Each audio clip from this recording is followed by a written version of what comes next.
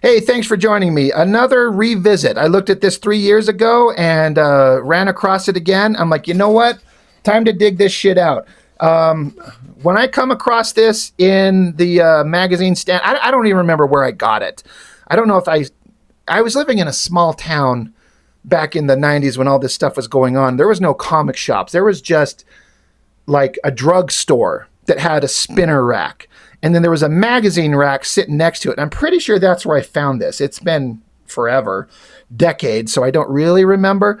But considering what was going on in the industry at the time, all you have to do is put Rob Liefeld's brand new X-Force characters on the cover, and my happy ass was picking it up instantly because this was one of the biggest things ever. I mean, this is dated July of 91.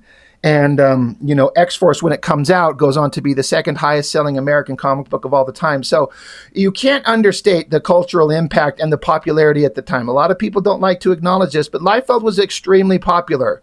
You cannot deny it. It's the fact. I was there. I lived through the hype, despite what you might think of him as a human being and an artist and a comic creator now and through the years. At the time, in 90 and 91, he was the shit. The shit, not a piece of shit, but the shit. Everyone was into it, myself included. And I still look back on this and I get kind of excited. There's a fondness to it. I look at the his inking that he used to do. He would ink he would ink himself and get out different kinds of dipping pens of varying types, and with a dip pen in a bottle of ink, and you can just see the kind of rough ink lines that he does when he inks himself like this.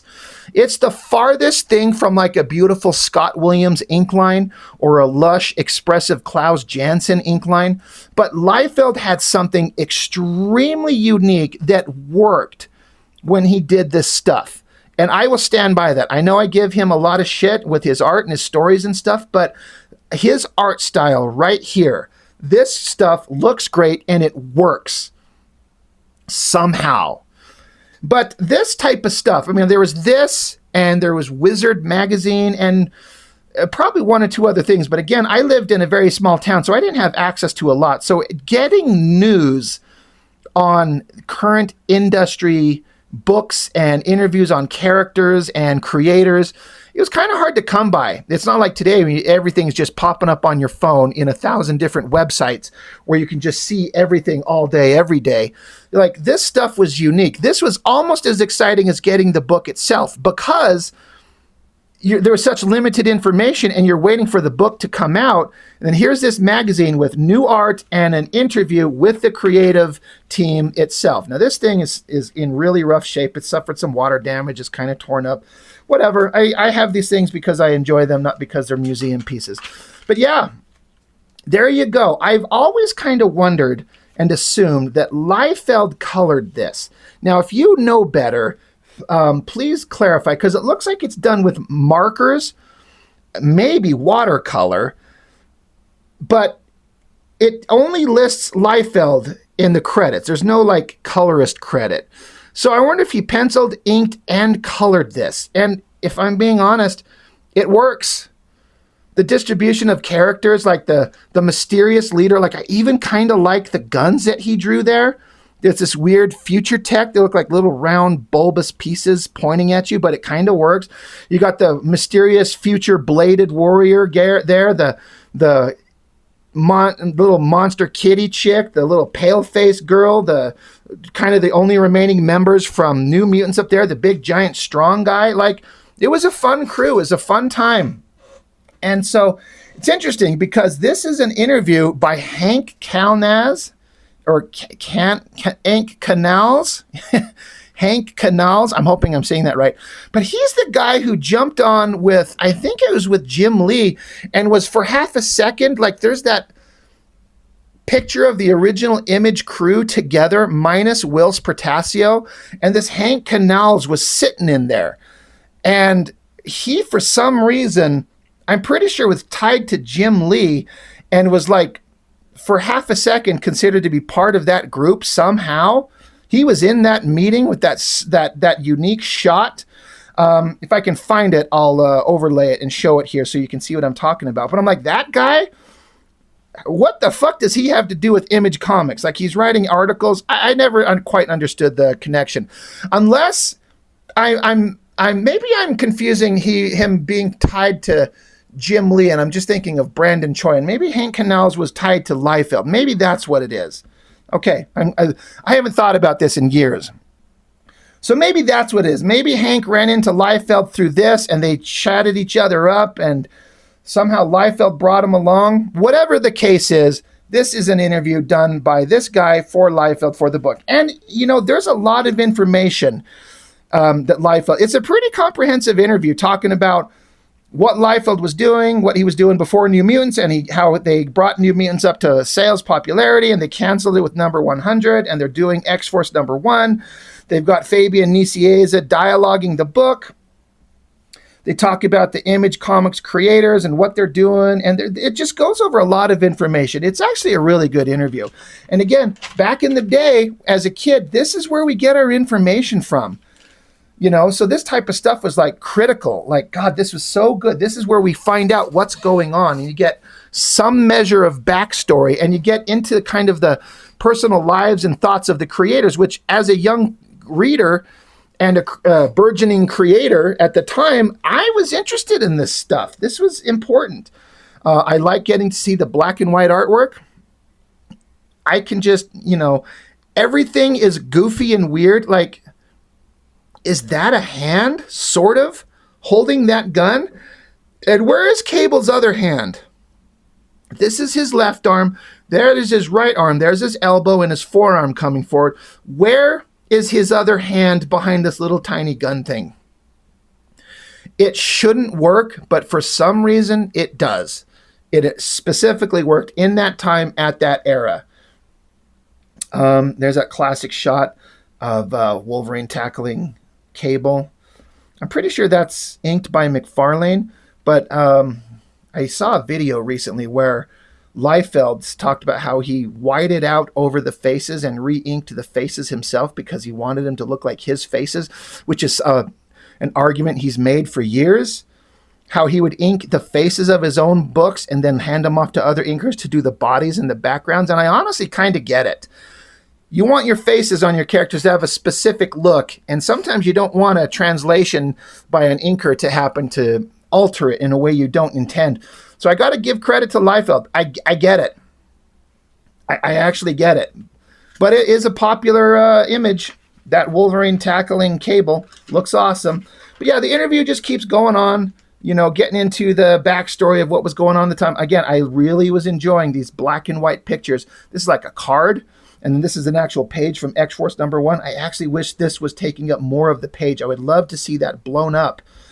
You know, I want to see that in a greater detail. An X-Force Artist Edition, sign me up. Classic cover, the first appearance of Deadpool. And again, more, I think that's another card shot of Shatterstar and then a page from the book. Great to see. It's like everything's kind of wrong in terms of like traditional kind of comic book figure drawing and inking, but somehow Liefeld made it work.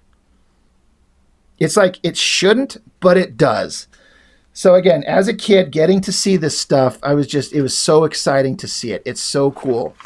And then that's kind of the end of the interview. It's pretty comprehensive. There's several pages, lots of information, lots of fun. And then it flips over. Now it's just a magazine. There's a bunch of other stuff, things that I don't know anything about. I don't know what any of this stuff is about, and doesn't really hold my interest. I'm not really kind of concerned about that. About the Rocketeer movie. All of us know about the Rocketeer movie. It's like one of the best comic adapted movies ever. It's an absolutely beautiful movie. Great characters, great acting. Jennifer Connelly, oh my God. At that era in the early 90s, she might have been the most beautiful woman on the planet. But it's a great translation of the character. All these kind of art shots, like scenes from the movie itself. This stuff is all really cool. Fantastic work. And I love that they're showcasing the art, like putting it up here really big so we get to see it up close. like, this is neat. This is almost like an art book, getting to see all of this stuff. That's really fun. Props to them for doing that. Now, I flipped to this, and I kind of had a little chuckle. I'm like, wait, what? This thing. I'm like, the Shield. Holy shit. I just reviewed not too long ago. There was a single issue of the Shield that Liefeld drew. And it's just terrible because it's the same kind of cliche shit that Liefeld does every day, in every book now, where, it's a character and there's a splash page of him standing there gritting his teeth, and there's no background, and he's fighting faceless nobodies and just page after page of punching. And then there was a guest starring kind of shot of some of these characters. There's Jaguar and Fly and Comet. I was like, this is funny because who you think you could have ever told Liefeld when he did the interview for the X-Force in the beginning of this book, in like 3 decades, you're going to draw a single issue of this character right here? I bet he would have said, absolutely fucking not. There's no way. But it is kind of funny to see this. Like, I was not interested in this guy.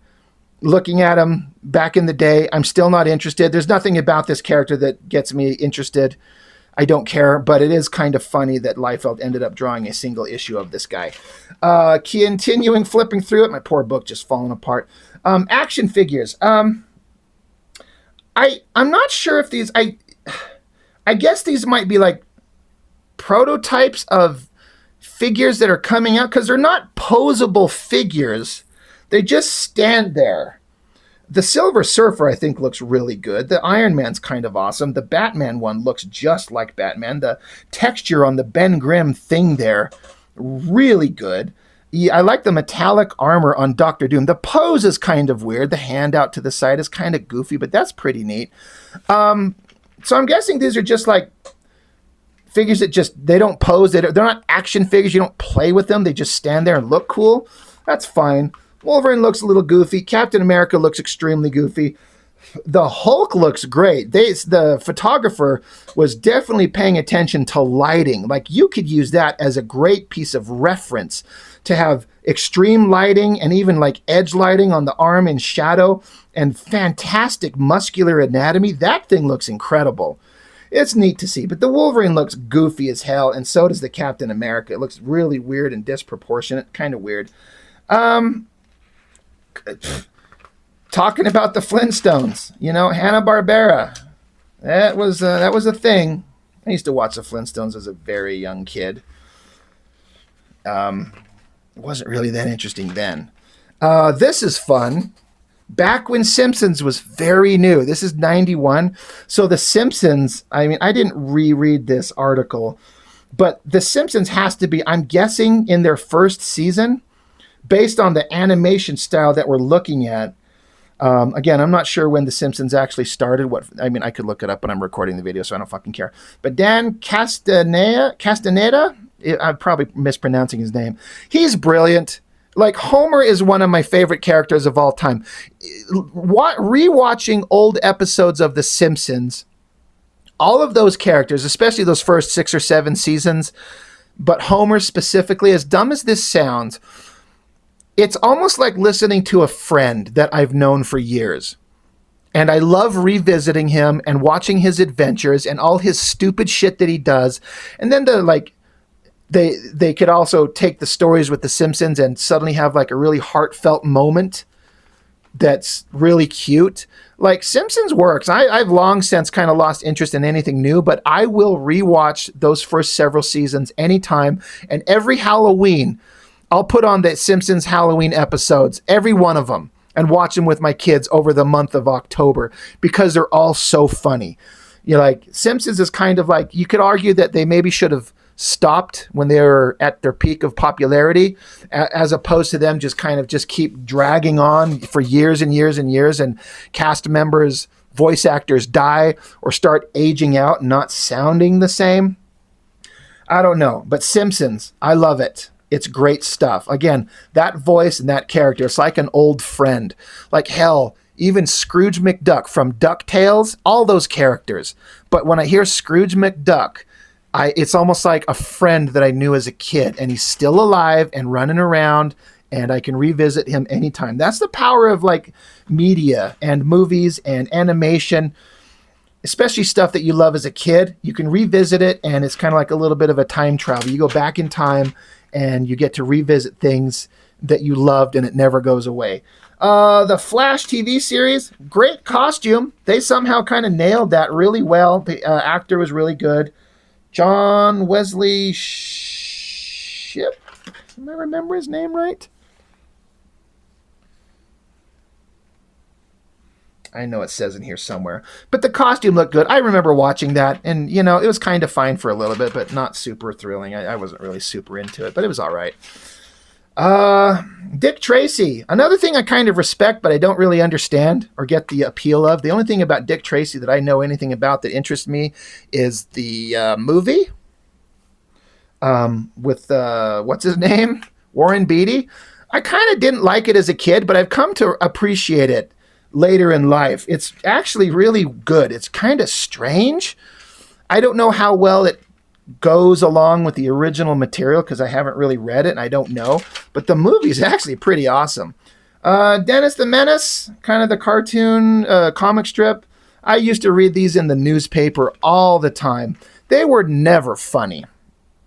But most of those comic strips were never funny. But my dad bought the newspaper every day. He'd bring it home from work, and I'd, like me and my brothers and sisters, we'd get out the funnies page and read them. And I'd read Dennis the Menace, Beetle Bailey, Garfield, BC, Luann, and if you were lucky, the brilliant one was Calvin and Hobbes. But Dennis the Menace, like, it's a classic thing, but it was never really that funny. But it's an icon. It's been around forever. When did this guy start working on this strip? In 91, when this article was made, it says that he's going on 40 years now, and yet Dennis the Menace isn't getting any older. So Dennis the Menace has been around for 40 years in the 90s. So it means he was created in the 50s? That's crazy. Which makes sense why the sense of humor isn't kind of relevant in the 90s to a young kid like me, but it was probably funny in the 50s. Anyway, little Dennis the Menace thing. That's it. God, you could get a Ninja Turtle mask. Creepy weird. $31 plus postage. Anyway, the Liefeld content, the art that you got to see, the relevance of Marvel Comics and the X titles and Liefeld as a creator at the time could not be understated. And this type of stuff was fascinating for those of us who were there and reading and watching in real time. This was entertaining as hell. And, this is one of those things you just had to have. And what was the price on this thing? $4.50 in 91. That's a pricey magazine, but it was worth it. Good times. So anyway, I just thought I'd flip through this thing again. It's good times. And that's all I've got for now. Thanks for joining me. I really appreciate it. I'll see you next time.